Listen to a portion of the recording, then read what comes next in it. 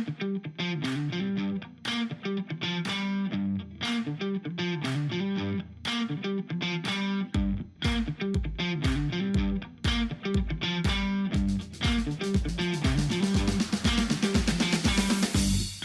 name is Daniel Seinhorst. I'm a project manager with ACCO Engineered Systems. I've been with ACCO now for 9 years.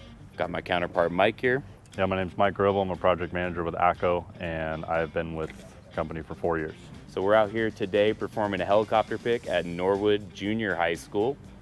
We're teamed up with Core Construction and had A&P Helicopters provide the crane and rigging service with their helicopter to get 48 units set in a little over 1 hour.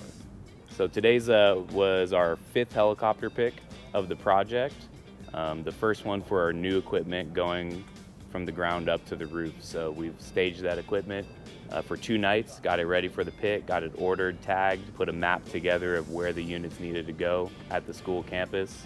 We had June 6th, we set up safety.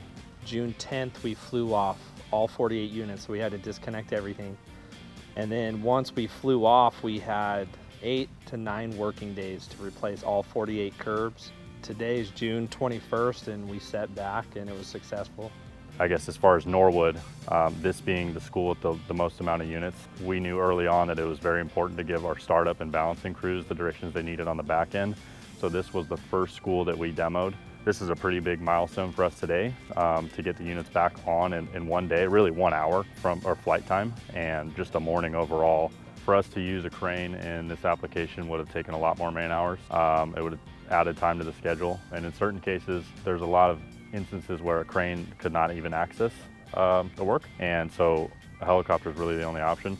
So we had to walk through these locations and determine what's the safest way to set up ladders, what's the safest way for material to come in and out, where to get the dumpster, where to stage equipment, where to have, or even our materials at night. It was like, what's the safest way to do all of this? Because there are so many obstacles here. Leading up to that, it's coming up with the map, the game plan, making sure everybody's aware of the entry and exit points on the site and what's going to take place with the helicopters. I also think our cradle to grave philosophy really helps in a project like this, right? Mike and I were boots on the ground in 23 walking all of these sites with Core. So that cradle to grave philosophy just allows us to be in tune for now well over a year. It's Mike and I and our team that's able to work directly with Core to make sure that this project's a success.